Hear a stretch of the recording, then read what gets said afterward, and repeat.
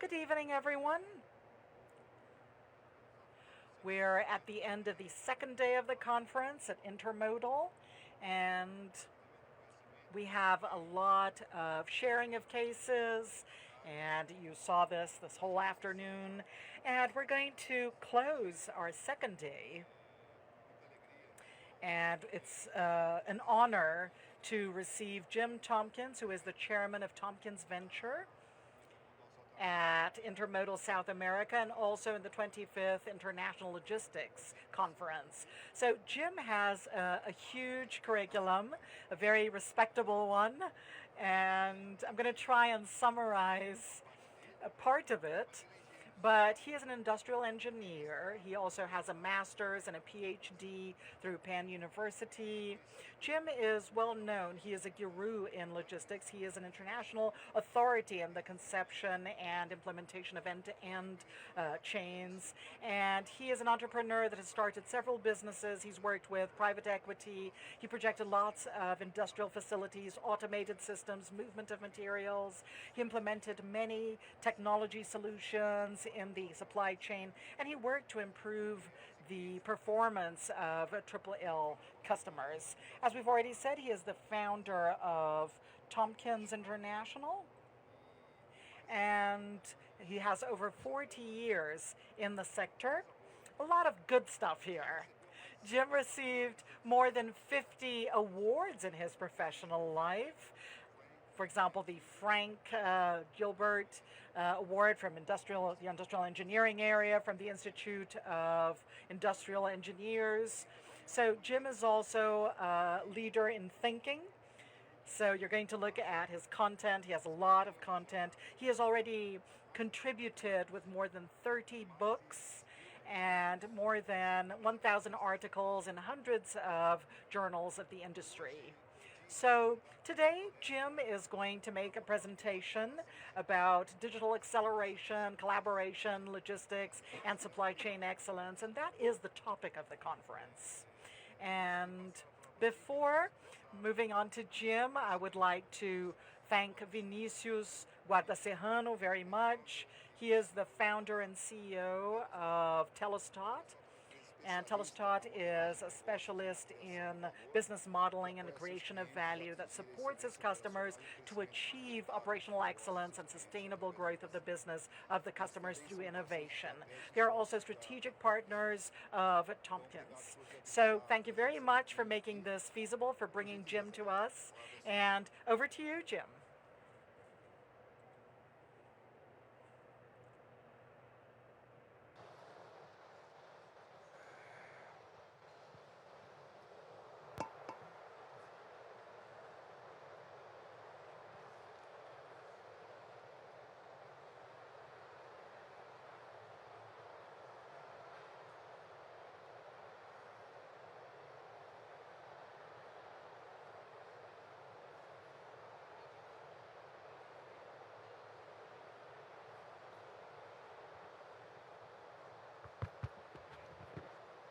We're on. Good. Well, thank you, Peter, and it's great to be back at the Intermodal 2022. I spoke here last 8 years ago, and so it's good to be back on the same stage. I'm not sure who came up with the title of today's talk. For 45 years, I've never given a speech where I didn't come up with the name. Vinny's pointing to Peter. Peter, oh, the group did. Okay, well, it's an interesting title and one that I've never spoke on specifically like this before. And so I'm really looking forward to see what I'm going to say and find out what I know about the subject. I need to first do a slide that my lawyer tells me I must show. And what this says is that nothing that I'm going to be saying from the stage today is secret information of any of my clients. And so what we're going to be doing is talking about stuff that I just dreamed up.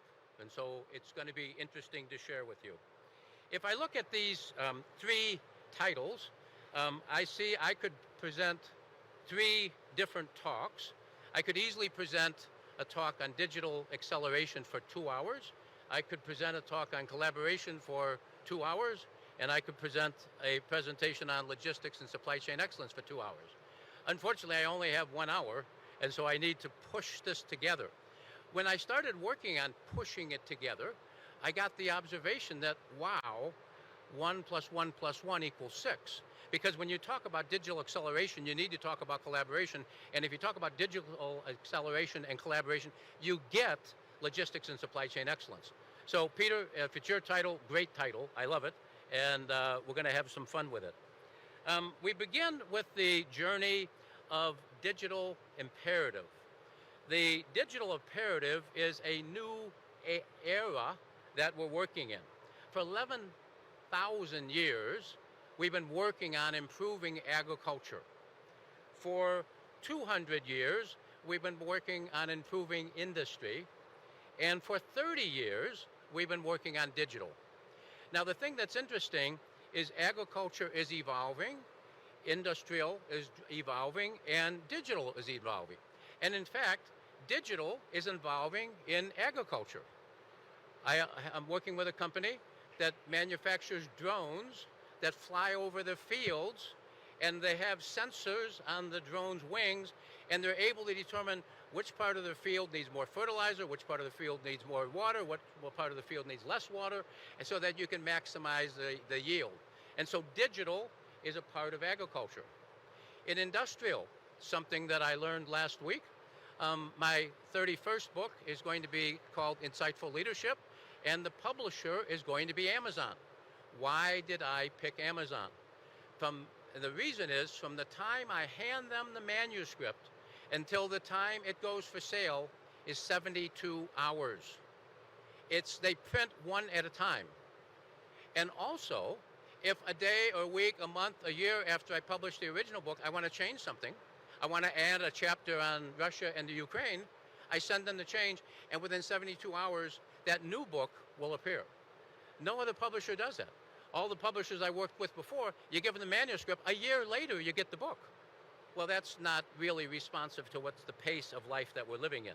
And so digital is affecting agriculture, digital is affecting industrial, and digital unto itself is creating a whole new space with new products, with new services, with new business models. And so what we see is our daily life. My wife and I, last Saturday, we went to a soccer game, and we had from one grandchild soccer game to the next grandchild's hockey game, we had an hour and a half. I said, gee, let's go get a coffee. My wife grabs her phone.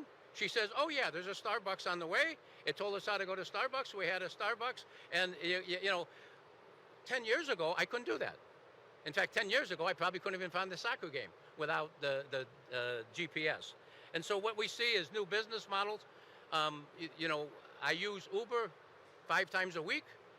If you compare that to the service we had 20 years ago, 10 years ago, I cannot believe that I used to get in a cab with a driver who I didn't know who he was, and I had no information about, but I just jumped in his cab. Now the security, everyone knows, Uber knows, I know, my phone knows where I am. And so the improvement of digital is unbelievable. I don't know how many of you have Alexa, but I talk to Alexa at least 20 times a day because I want to know what's going on. Alexa, my wife thinks Alexa's my girlfriend, and she is. I love the lady because she has right information. She tells me what time my plane's going to land and what time things are going to happen. So the digital imperative is one that has got to the point that what we have to do is it's essential that organizations pursue digitization. And there's no choice here. I don't care what kind of business you're in, if you're not moving towards digitization, you're not going to be doing well. Today, we have the opportunity to start anew. Now, what does start anew mean? I find sometimes it's helpful if I give a little analogy about starting anew. Let's talk about bugs. There's basically 3 types of insects. One type of insect is called A. metaboli. A in Latin means no. So A. metaboli means no metamorphosis. What's a bug that's A. metaboli? It's an ant. If you look at an ant when it's little, And then you look at an ant when it's big, you know the difference? It just got bigger. Okay, and so that's the equivalent of continuous improvement. You're doing the same thing. The ant looks alike, the ant just gets larger, but there's no real transformation. The second type of bug we can talk about is semi-metabolic. And semi-metabolic means partial metamorphosis. An example here would be a grasshopper. A grasshopper, when it's a baby, it has no wings, it has no reproductive organs. When the grasshopper gets large, it has wings, it has wing sockets, and it has reproductive organs. There is a significant change in the grasshopper. But when you look at him, he's still a grasshopper. So that's not improving the ant, that's a transformation for the grasshopper. And so now what's going to come from that next? What's going to come from that next is holometabolic, which means wholly, a whole metamorphosis. And what's the example there? The example there is a caterpillar. And the caterpillar is a little worm that crawls around on his stomach in the dirt, and one night he's tired and he falls asleep, and he wakes up and he's in the dark. And he said, where am I? What's going on? And he eats his way out of the cocoon, and what does he become? He becomes a butterfly. So this worm that used to crawl on his stomach becomes the most beautiful thing, and the little boys and girls run around the edge, oh, butterfly, butterfly. How beautiful he is. And so it's it's starting anew. It's not a continuous improvement. It's not a transformation. It's a reinvention. And so we're reinventing the caterpillar to become a butterfly. That's what I'm talking about with respect to your company. If what you are is a small company and you become a little larger but you look the same, you're gone. Your history. That's not acceptable in today's VUCA world. The word VUCA is an interesting term. VUCA stands for volatility, uncertainty, complexity, and ambiguity. VUCA, volatility. The volatility of what's happening today in the world is unbelievable. What's going on in the Ukraine right now is unbelievable. That's impacting what you and I do and how we work and how we live. We have uncertainty. We don't have a clue how much product we're going to sell next year. We don't have a clue how to do a good budget. And so there's a tremendous amount of uncertainty. Complexity. You know, in the old days, we used to have manufacturing that was all done in the same city, and it produced products for that city. But then what we did is we got global, and then we got complex, and we wound up with these complex supply chains that are very difficult to manage around the globe. And so then the ambiguity is that there's a haziness, there's an uncertainty, there's a lack of clarity, even to the point of what is our focus. And so in these VUCA days, when you have volatility, uncertainty, complexity, and ambiguity, you must have a digital environment, and you must start anew. Organizations that take control of the disruption cycle will surpass organizations that don't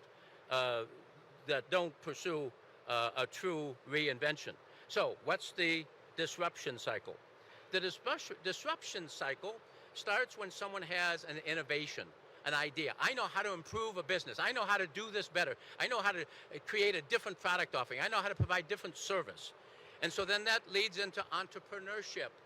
Now, some people think when I'm talking entrepreneurship, I'm talking about doing something outside of a corporate structure and starting a new business. No, that's not what I'm saying. I'm saying entrepreneurship is when you have an innovative idea, either as a startup or in an existing company. Our companies need to relieve us the resistance of change. We need to get rid of the resistance of change, and what we need to do is have a culture that's accepting and excited about innovation. So when someone has a new idea, you don't say no. What you say is, let me understand it more. Maybe you can improve the idea, but what we need to do is we need to have innovation, and the entrepreneur can take that innovation. Now the problem is sometimes that innovation is too risky to pursue. Our friends say, oh, that'll never work, that's no any good. And so what we do is we drop it and we go rest in peace, and we wind up dying. And the same can happen with when we go to a disruption.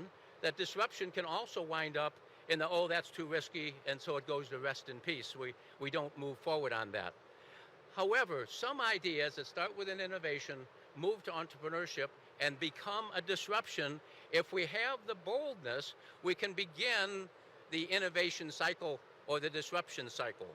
And what we do with that new idea is we put it in incubation, and that incubation provides some validation. We improve the idea. We become the new status quo. At that point, we have gone through the holo metamorphosis. We are now something new. We are no longer a caterpillar. We are now a butterfly. And then what we hit is professional management, and then we have an established firm, the new established firm. We become, this is the place to be. This is where it's happening. Now, unfortunately, what happens oftentimes is people become risk averse. They said, we have been successful, we've grown, we're really, really doing well, the business is great. What we need to do is we need to protect the business. Don't let anybody interfere with it. Don't change what we do. Keep doing what we're doing because it works. I mean, if it ain't busted, don't fix it, right? And that way of thinking is stupid. That's not what we need to do. What we need to do at that point is we need to move on to a new disruption, because if we let the risk averseness happen, if we have a risk of resistance to change, we're going to go back to rest in peace. But if what we do is create new innovation, which then with courageous leadership leads to new business, and that leads to a cycle of continuous disruptive performance, which reinvents the company. And so we really need to get engaged in a digital imperative structure of creating disruption within the business. If we look at what disruptive innovation is, it's when we use boldness and innovation to disrupt and to create something new. It's when we're going to become a butterfly. We're going to use new tools, new thoughts, new technology to become a butterfly. What we find is this process is a high stakes game, and it has high rewards, but really what's interesting about this is it's not high risk. It in fact is low risk. What is really high risk is when you don't innovate, when you keep doing what you've always done, and that doesn't work. And so what we need is we need to ride this digital disruption, this capability of the digital imperative to create a process of changing the world and innovation at a time. And so what I don't see one disruption, one innovation changing the world. But if you do innovation and disruption and innovation and disruption, what you do is you evolve to, in fact, changing the world. And so it's really exciting, because it's when I was thinking about these slides, I looked at that and I reflected on myself, and I said, that's what I've done. After 45 years at Tompkins International, I decided to change the game. I had some insight into what was going to happen going forward, and I took a whole new path. And that's the business that Vinny and I are building together. And so what I really think is important that we get from the digital imperative is we have no choice. If you're not moving forward in your business, I don't care what kind of business it is, in a digital context, you're not going to be successful going forward, because your competition will, and they will be in front of you. And so then that leads to the second topic. And the second topic is the topic of collaboration. And there's three mandates for collaboration. The first one is synergy. Aristotle is the one that said the whole is greater than the sum of the parts. I might say it a little bit differently. How good would John Lennon, Paul McCartney, Ringo Starr, and George Harrison be if they were solo artists? But when you look at when they got together and became the Beatles, they changed the game. They totally changed the game of music, and they became dominant. Why? The synergy between the four personalities. You needed George to be kind of the quiet guy to bounce off the Paul and John vibrancy. And so there was a real need to look at the sum of what the Beatles produced is way, way, way more than what you would have got out of any of the four individual performers. From a supply chain perspective, what this says is the links of the chain have to be more interested in the chain than they are in themselves. It's the sum of the links which has a power much greater than the individual links themselves. And so it's the synergy that allows the chain to produce real results. I think if we're looking at what's best for a company, is it best for your company to be better than your competitor's company? Or is it better to have your company's supply chain better than your competition's supply chain. All a company is a sum of their supply chain partners. And so we really need to look at the issue of synergy and how we make 1 + 1 = 3, how we make John, Paul, Ringo, and George be the Beatles. That's a major, major addition to what takes place as opposed to working individually. The second mandate is harmony. We must work together for one. It's not about me, it's about us. It's not about a link, it's about a chain. And so we all need to work together as one to create the real benefit of the accumulation of the talents of the companies in the chain. Now, synergy and harmonization unto themselves would not result in collaboration because we're missing one key ingredient. For synergy and harmony to really work together, what we need to have is orchestration, where orchestration takes the activities of the individual links and allows us to come together in a way that we now have power. It's kind of like you can have the most famous musicians in the world, but if you don't have a conductor, they don't make music, they make noise. And so what I want to do is I want to take great links in a chain, I want to coordinate them, I want to have collaboration, synergy, and harmony, and so that we get the power of the total capability, and so it becomes a prerequisite to have orchestration if we're going to make synergy and harmony equal collaboration. If we look at the third part of the speech, logistics and supply chain excellence, what we see is there's an evolution. Back in the 1975, when I got started in this business, we didn't even have the word supply chain. We called it logistics or distribution. But now we have the term, but we need to look back at how the term has evolved. And here I talk about EERR. If we look between 1991 and 2005, what we did in supply chain is one thing: reduce cost. We were into the efficiency of the chain. So we want to reduce cost, we want to reduce transportation, we want to reduce inventory, we want to reduce labor. The objective of supply chain from 1991 to 2005 was to take money out of the chain. However, in 2006, we made a discovery is that in addition to the taking the money out, in addition to the bottom line, we also could affect, in logistics and supply chain, the top line by providing better customer service, by offering a greater range of services. That allowed us to increase the top line. And so what we had is EE from efficiency and effectiveness, which was the ruler from 1991 until 2020. Then 2020, COVID had a major impact on the profession. And what occurred was the first R, which is respect. I can recall very clearly, it was in April of 2020. My wife came into my home office and she sat down. My wife never comes into my office and sits down. And I thought, oh wow, I'm in trouble now. What's happening? Did I forget to take the trash down to the street? Did I leave the refrigerator door open? I mean, I'm in trouble, right? Otherwise, why would she come in and sit down? And then she smiled. And I said, oh, what's that about? And she said, congratulations. And I said, well, thank you. I said, why are you saying congratulations? And she said, well, you're legitimate. I said, I thought I always was legitimate. I didn't know. Mom and Dad never told me that I wasn't legitimate. So this is kind of a surprise to me. I said, what? She said, no, it's not about your mom and dad. It's about what you and I have been through. She said, I've been married to you for 51 years.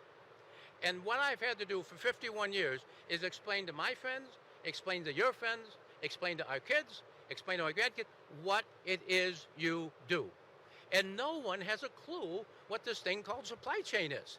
And so they think you're kind of some sort of mysterious Martian or something. They don't understand what you're doing. She said, but now, in the last 2 weeks, my girlfriends are calling up and saying, hey, they're talking about Jim on TV. Well, they weren't talking about me. They're talking about supply chain. And so from their perspective, supply chain was Sherry's husband. That was me. And so they're calling and say, hey, that's what Jim does? Oh, so it's Jim's fault that we can't buy toilet paper? I mean, is it his fault? And so the supply chain thing all of a sudden had respect. And it's unbelievable how this has evolved. Tell you a little story. A major technology company, I'm not going to use their name, gave us a project in 1978. It was a $400,000 project. That was the biggest project we ever had. So I brought the whole company up to, all five of us, it was five of us. I brought all five of us up to Endicott, New York. And we were there 7:45 on Monday morning. The front office didn't open until 8, so we had to stand in the parking lot for 15 minutes. They opened the front door. We came in. They assigned us to a conference room. We went to the conference room. We're sitting down, and all of a sudden, this big guy with like a police outfit shows up. He said, "Are you the Tompkins people?" I said, "Yes, sir." He said, "Did you park in front of the building?" I said, "Yes, sir." He said, "Aren't you working on that warehouse project?" I said, "Yeah." He said, "Warehouse people don't park in the front of the building." He said, "You need to move your car and move it in the back of the building with the rest of the warehouse people." You know what I said? "Yes, sir." I mean, this was a $400,000 project. This was the biggest thing we ever had. I jumped up and I went and moved the car. Now, you take the clock and move it forward a little bit.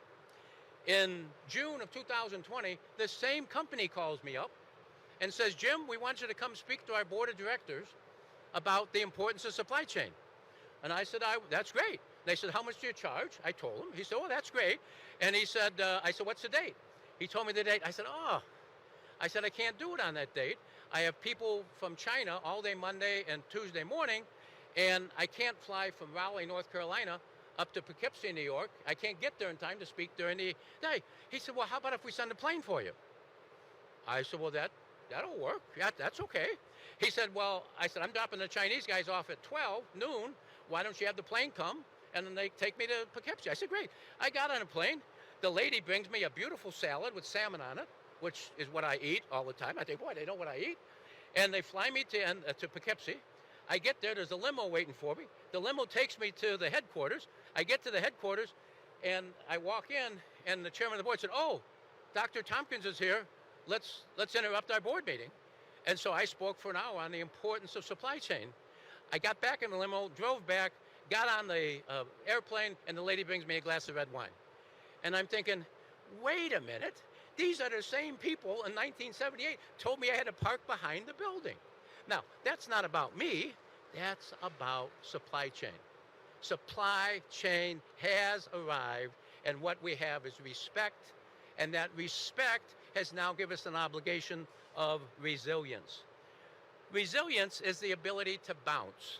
If I hold a ball out here and I drop it, and it goes to the floor and bounces up to my hand, that's resilience of 1. If I drop the ball and it comes halfway up, that's resilience of 0.5. So resilience is your ability to bounce.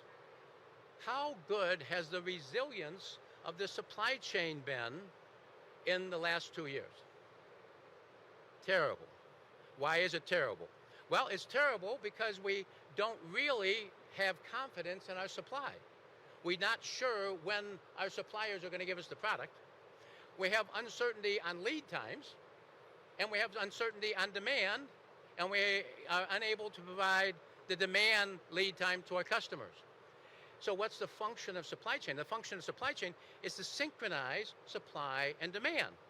Unfortunately, we don't know what the supply is, we don't know what the demand is, we don't know what the timing is, and therefore the supply chain for the last 2 years has been totally toast.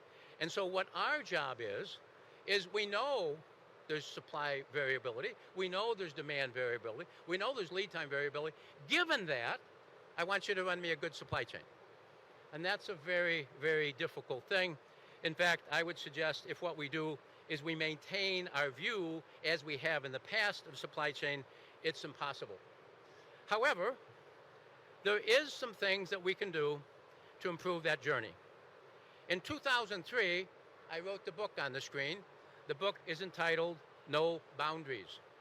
And so the thought process in 2003 is I wanted to eliminate the boundaries from the supply chain. Now, I should probably also tell you the truth. I first wrote a book in 2002 called No Boundaries, but as I finished that book and started on the next one, I realized the first one wasn't any good because it missed the total picture. What I see is that we need to have a single version of the truth, and in the 2002 edition of the book, which, by the way, you can't get anymore, but in that edition of the book, I was trying to synthesize a single version of a truth within a company. I was trying to get the purchasing people, the finance people, the planning people, the manufacturing people, and the distribution people all on the same page. You know, they all had different forecasts for the annual volume. They had different objectives for the year. And so what my goal was to have a synthesized version of the truth within the link. But then as I got into 2003, I said, wow, the speech today is not about link excellence. It's about supply chain excellence. And so I have to rewrite the book. And so I wrote the 2003 book, and the 2003 book said what we need to do is have velocity and real time, single version of the truth from end to end. And so it's not this link talking to this link, talking to this link. Instead, it's a network where when one person in the network speaks, everyone understands what the goal is. In the 2003 book, I put forth a 6-level process to achieve supply chain excellence. Level 1 is business as usual. And business as usual, another way of saying that is all messed up. It's when purchasing is in a war with transportation, and it's when manufacturing is in war with planning, and the organization really hates itself and your internal fighting. That's business as usual as I saw it in 2003. What I said we need to do is we need to make a step forward, and we have to create link excellence. So the objective here was to have the link synthesized and really work together to be a great link. And so that was level 2. Once you become a great link, what you need to do is you need to look down the supply chain and up the supply chain and see what's happening. And that's called visibility. I need to have the visibility of where my product is, where my product's going, and how does this thing respond, not in the link, but in the chain. Okay, and so visibility in the chain is a critical foundational move to get you where you need to be. Once you have that visibility, so visibility says, oh, I know now that's going to come in late. Oh, I know I'm going to be late on shipping that order. That's what visibility gives me. What I need to do with that visibility, whoops. What slide am I on?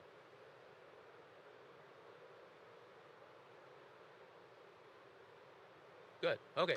What we need to do with that visibility is we need to have collaboration. We need to say, hey, supplier, I'm getting that order 2 weeks late. We need to work on our harmony, and so we need to work together so that I get it on time. Let's orchestrate this visibility so we can collaborate, and I then can deliver my product to my customer on time. We also need to be looking at the collaboration on cost reduction. I find a lot of companies, this link is doing packaging that this link throws away, and then they have to bring new packaging in. Why don't we start the packaging back here and then carry it all the way through? We did that on a bottling manufacturing company. We put the bottles, the empty bottles, in a box. We shipped them to the filler, the beverage company. They filled the bottom and put them back in the same box. That saved a fortune with respect to the amount of boxes, not to mention the impact on the environment. And so velocity, the visibility leads to collaboration, and then collaboration leads to a real synthesis. And so my view of a synthesis is I got a chain over here. I got a red link, a yellow link, and a green link, and it travels over a flame of synthesis.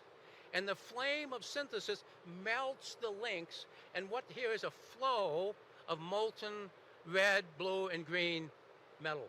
And so it flows. And so synthesis is when you have the supply chain synchronized with harmony, and you're now able to really perform well. The only thing left to do then is level 6, where level 6 is to turn that time machine up and do this in real time. And so that's what the vision I had in 2003 of where we should be. If you look at where this has evolved, today we refer to this high velocity synthesized supply chain as a digital supply network. And so the word chain is really gone. It's obsolete. Now that bothers me. I spent 40 years of my life becoming a supply chain expert. All of a sudden I realized supply chain is irrelevant. And so we got to replace the chain with a network. the traditional linear point-to-point-to-point connection of links in a chain is obsolete. And what we need to do is realize that a network allows us to have all of the nodes in the network connected to all other nodes. So when one node does something, everyone knows it. And we need to be able to do that in real time. And so if we have that, we truly accomplish level 6 of the supply chain journey. If we look at where we are today, what we see is the pace of change is unbelievable. Today, we're living on VUCA on steroids. In fact, there's things going on in the world today that, unless you're really paying attention, you don't even know about. Are you aware of the fact that in Australia, they've had torrential rains for 6 out of the last 7 weeks, and they are out of business? Are you aware of the fact that today, BMW, Mercedes-Benz, and Volkswagen are not manufacturing cars in Germany? Why wouldn't they be manufacturing cars in Germany? Well, because all of the wiring harnesses come from the Ukraine. 100% of Volkswagen, BMW, and Mercedes-Benz wiring harnesses for Europe come out of one country. Wow, that's not resilient. That's in fact very fragile. And so today, with the geopolitical disruptions, with the variability in supply and demand, with the increasing constraints we have, with the labor shortages, and with VUCA, volatility, uncertainty, complexity, and ambiguity, really hitting us in a real-time mode, it's a major challenge to run a supply chain. However, we can run a supply network, a digital supply network. And so there's a demand for us to reinvent supply chain. If we look at a traditional supply chain, that's what the picture is. The book I wrote in 2003 said no boundaries. What does that look like? The boundaries are gone. And so you go from having the customers and the suppliers and the sales and the total organization having walls between them, and then what we do is we eliminate the walls. That is a digital supply network. That's what we need to do, and that's how we need to work moving forward. In a similar way, what we have in a typical supply chain is all the little blue things on the screen are optimization of individual activities. And so this traditional supply chain has 21 different optimization tools. So if you optimize 21 things, what's the whole going to look like? Probably a mess, okay? I mean, that's like, you try to optimize your family, and each one of the family has a different thing they're optimizing. I think what you're going to have at the end of the day is a chaos. It's not going to work. And so what we need to do is eliminate the optimization of the 21 different activities, and what we need to do is look at how can we replace optimization with optionality. Instead of having the best solution, what I want to have is a solution that's pretty good, and it will allow me to move in this direction, this direction, based upon what uncertainty comes through next.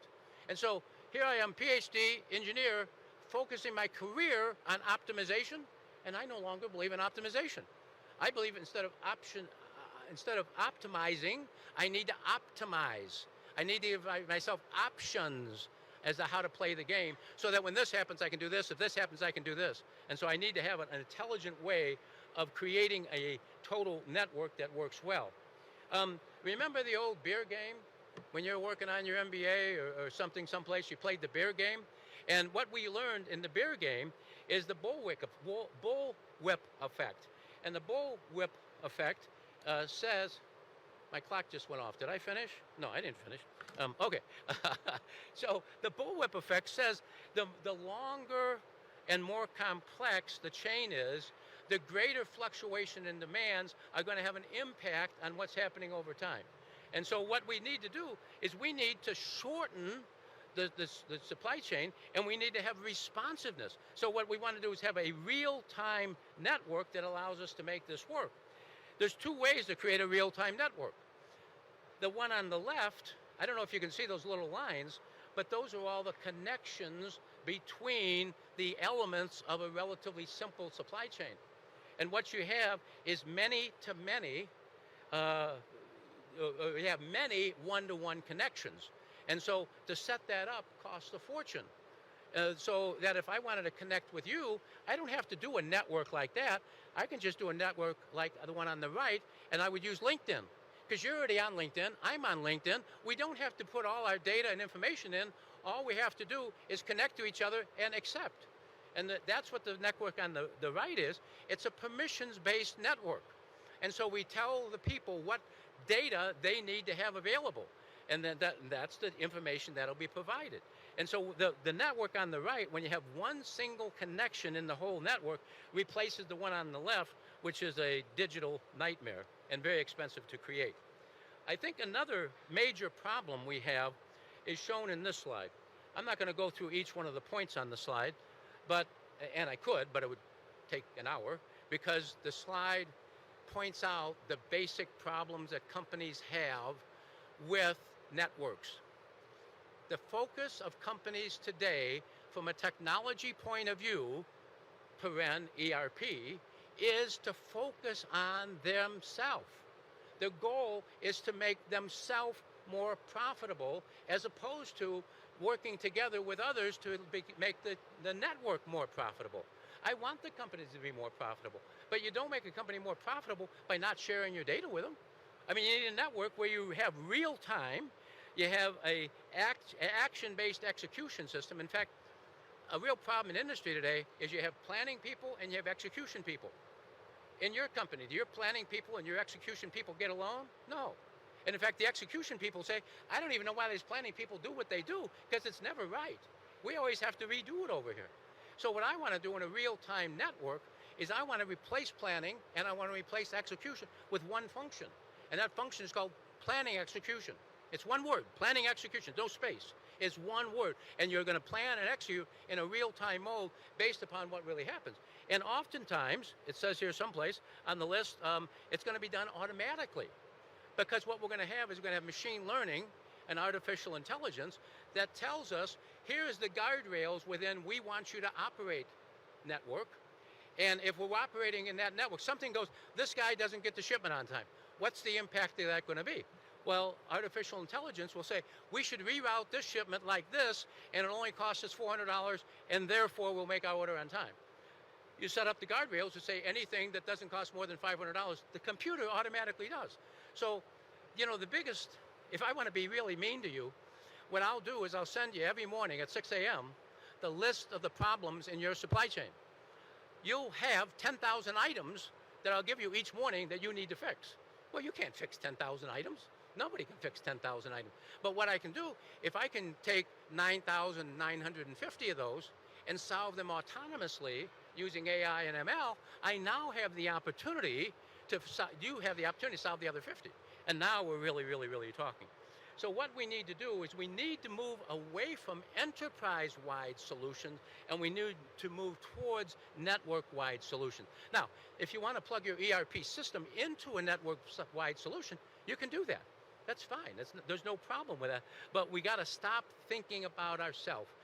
The second the Beatles started thinking about themselves, or in John Lennon's case, he was thinking about Yoko Ono, the second that happened, what happened to the Beatles? They fell apart. And in fact, even if they got back together, they couldn't make good music anymore. Why? There was no synergy. And so we really, really, really need to focus on how that works. So the key principles of a network is, number one, it has to be multi-party. That means all links are involved. And it has to be multi-echelon. So it's not just me and my supplier. It's me and my supplier, my supplier's supplier, my supplier's supplier, my supplier's suppliers. It's not just me and my customer, me and my customer, customers, all the way down the chain. And so it's multi-party and multi-echelon. And everyone in the network has the same view of what's happening. We have a near autonomous supply chain where you're doing truly management by exception. You have machine learning algorithms that are reducing the number of things you need to take exception to. Machine learns as to what you want to do, and then it'll take that track on its own the next time. Single version of the truth is absolutely a key. If you want to do a fun exercise, call your supplier and ask what they think your demand is for the year. And then ask their supplier what they think the demand is going to be for the year. And then ask and you'll get 4 totally different numbers. And you say, how did that happen? But I know, it does every time. We need a single version of the truth. We need an integrated data model so that all communications are clear. We need to really have a bottom line supply chain result, and we need to have all parties getting real value. We don't create supply chain synthesis. We don't do no boundaries to improve any link. We do it to improve the entire chain. I want my suppliers to make more money. I want my customers to make more money. I want a high quality product, and I want it delivered on time. And the way to do that is with a digital supply network. So, in conclusion, it says I just started 10 minutes ago, so I have another hour. Okay, good. In conclusion has 3 points on it. Number one, digital acceleration of logistics and supply chain is required to handle today's volatility, uncertainty, complexity, and ambiguity. And so you don't have a choice. You either are going to become a digital enterprise or you will be killed by your competition. And so digitization is critical to what you need to do. The second point is if we look at your total network, you need to have collaboration, and that collaboration demands synergy, harmony, and orchestration. And so those things must take place. Now, some people will say, well, Jim, that's kind of difficult because my suppliers don't want to cooperate with me. Get new suppliers. Okay? Go and talk to a new supplier. Say, yeah, but that guy saves me 6 cents a unit. No, he doesn't save you 6 cents a unit. He's costing you a fortune.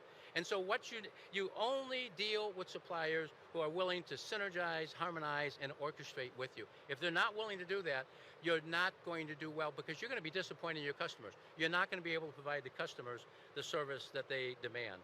And then the last point is that digital acceleration as a result of VUCA and the mandate of collaboration demand that we move to a digital supply network. We need to do that.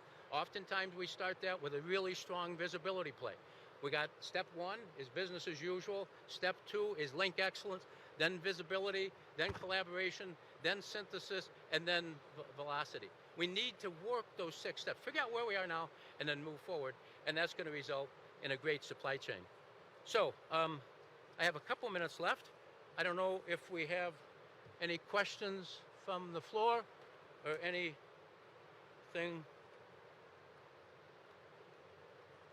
Yes, ma'am, I think you can just speak. I think we had a hand, went down. Okay, I guess I didn't see a hand. Any questions?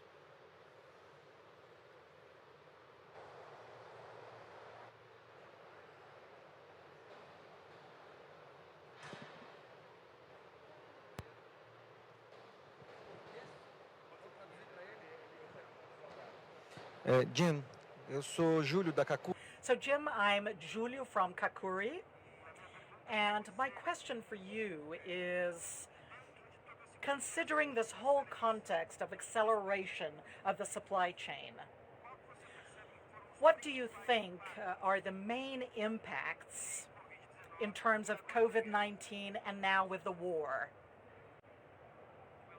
Thing that is really interesting. One thing that's really interesting about what's happened with COVID and the continuous disruptions that occur around the world is that people are saying, I need to make my supply chains less complex and shorter. And so there's some people in the United States that says, what we want to do is we want to bring our supply chains back home. We want to bring manufacturing back home again. Well, those are politicians, and they don't know anything about how supply chains work. The buildings that used to be factories are now condominiums. The people that used to work in that factory have now gone off and been reskilled, and now they're doing technology stuff. And so the fact of the matter is the only types of manufacturing you can bring back to America is things that are relatively manual overseas, and you bring them back in a fully automated mode. But that's very few. The reality is what's going to happen is nearshoring. And so nearshoring for the United States, the obvious choice is Mexico. And that's a really exciting option. Unfortunately, Mexico's out of capacity. there's no additional capacity in Mexico to do our manufacturing. And so therefore it doesn't work. Who else in this hemisphere has the ability and has the large volume of skilled workforce that can make something happen? Now you know why I'm in Brazil. Okay, I'm not here randomly. I'm in Brazil because I believe that the United States is going to consider Brazil as much the factory of the world as we used to consider China the factory of the world. And in fact, we're working on that as we speak. We're working on some shoes. Well, guess what? Brazil used to be number one in the world in shoes. They're not anymore. Who's number one in shoes now? China. But we have unreliable shipping. And in China, they're paying the people more. And so the shoes aren't that inexpensive. In fact, we can do a better job in Brazil. The same thing with wooden products, furniture, for example. Working on that. We're working on stone. And so there's a lot of things that Brazil does and does really well that we can get to the United States twice as fast as we can get from China to the United States. And so I believe that Brazil has an excellent opportunity to become a major supplier to the United States. So that's why I'm here, and I think that's what we need to do. Shorten and reduce complexity and deal with partners we can trust. Obrigado. Thank you. Thank you.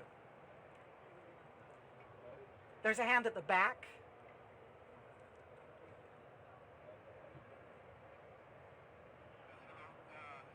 Olá. Thank you for your talk. It was very nice. I am Douglas Vieira. I'm the CEO of a company called Enacom, and we work with optimization and machine learning for some Brazilian logistic companies.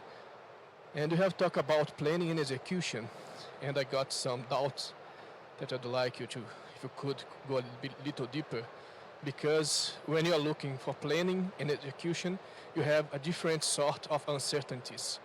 So you don't deal with the same uncertainties, so you don't have, usually, in my point of view now, but I want to learn new things, the same sort of decisions you must make. Because you have a different lead time, you have different things, and we deal with different uncertainties. So if I'm making the SNOP, a monthly planning, you have some uncertainties, for instance, the amounts that you have of demand. If I'm looking today, I know where my trains are, I know some other things, so I deal with different uncertainties. And you have talked also about making more robust solution, that you have options, and the options are related to the uncertainties. So I'd like if you can explain a little bit deeper these aspects. Thank you. Yeah, so very good question, very difficult question, because it really has the foundation in planning. For 45 years, I, as a consultant, worked in an environment where we did strategic master planning. I really believed in strategic master planning. I really believed in problem solving. However, both strategic master planning and problem solving start with defining the requirements. In today's world, with the amount of uncertainty we have, you can't define the basic requirements. And therefore, I don't believe strategic master planning is the right approach. I don't think we should be doing it looking into the future. I think instead, we have to realize the future is no longer a projection of the past. The future now is a result of the disruptions which are going to occur. So what I believe in insightful leadership, I state, is we have to identify the disruptions and then think real hard. Gain some insight into what's going to happen in that world, and then given you have that insight, then what paradigms are going to shift? And those paradigm shifts is what gives us a foot ahead of the competition. For example, in 2015, I believed e-commerce was going to become a dominant force of shopping. I believed that we were going to have warehouses that were going to be closer to the people because the people wanted things delivered quickly and inexpensively. The only way to deliver quickly and inexpensively is if you have the product stored close to the high population densities. So in Sao Paulo, we would need 2 fulfillment centers, one on the north side, one on the south side, because Sao Paulo is so large. And so if we did that, what we would need to have is to have a new way of picking orders. And so I invented a company called Tompkins Robotics. Tompkins Robotics is really hitting its stride now because I had insight into what I saw being disrupted, and therefore I was able to predict the paradigm shift and get ahead of my competition. So I think that's what you need to look at.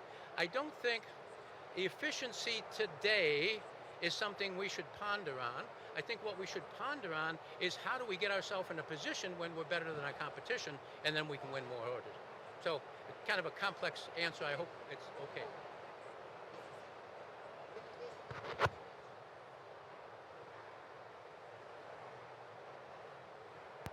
Lady in the middle.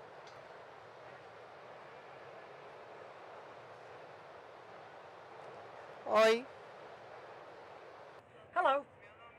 My name is Fabiane, and I am an attorney from a law firm in Cabo Frio and also in São Paulo, and I'm doing a master's in innovation.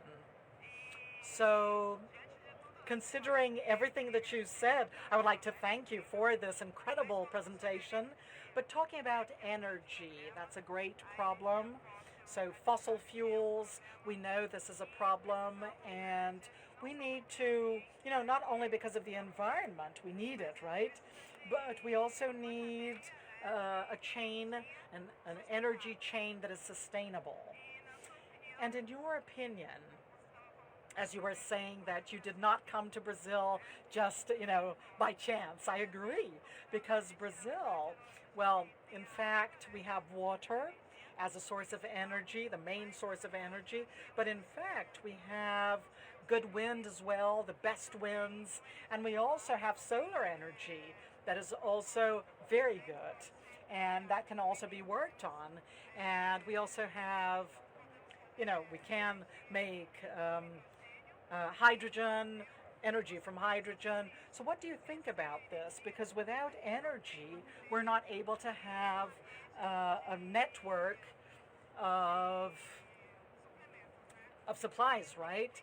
So what do you think about this? What do you think about energy itself? And what do you think about what we should do so that this will not cause an impact in logistics and it won't be something we have to overcome? So I very much like the first part of your question because I understand it. The second part of your question, I'm really not competent on. So I totally agree with you, we must have energy. I totally agree with you as a grandfather, we must have strong environmental protections. And so I'm with you totally. But beyond that, that's not my expertise. However, let me go back to the first part of your question. One of the greatest resources that Brazil has is your logistics technology brains. You have more logistics technology innovation than any else. I think India, Brazil are the number one and number two, and logistics innovation. Now, the problem with that comes with your profession, is that what we do is we typically in a company, we value the company based upon a multiplier of EBITDA or on revenue. But there's another real value, and that's the intellectual property. And so I think what we really need to do is help the resources of our smart, young technology people, and we have to provide protection for them from an IP point of view. And so to get them to patent them, to get them to have global patents to protect their IP and to bring the money back home. So sorry on the energy part. Maybe next year they have a speaker that can handle that. Not there.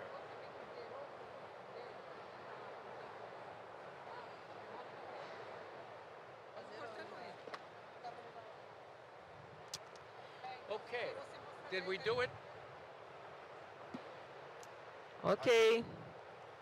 Ei, ei, Oh. ei. Ei, ei, ei. Som, som, som. Hello, I make the second Hey, question, hey. Douglas again. Som, som, som. You have told about chain and networks. Som, som. And I was thinking about data privacy, because when you have many companies working together, making big data, data analytics, you're having problem now dealing with data privacy. How do you think can you overcome that? Is it how important is this? What's the solution? Because for the network you have to make a flow of data to everyone. So how can you deal with that? Thank you. Yeah, so data privacy is absolutely critical. And who's leading the world there is Europe. Europe has already banned Facebook and Google for selling their personal information on their customers, and so that's been banned. In the United States is going to be second. When you take Europe and you take the United States, where Google and Facebook cannot sell their data of people that they have obtained, we're going to find a whole different world. And what we're going to find is the solution is going to be digital. The solution is going to be a digital solution where you give particular companies the permission to use your data in your behalf. And so it's not going to be Google and Facebook who's collecting this data kind of as a secondary activity and then being able to take advantage of your private information. So I believe what we're going to find is some very, very, very cool innovations that are happening. I am personally working with two companies, one in Israel and one in the United States, that is working on how do we do permissioning of your private information that you still control. No one but you control, and no one should control but you and me of our personal information and data.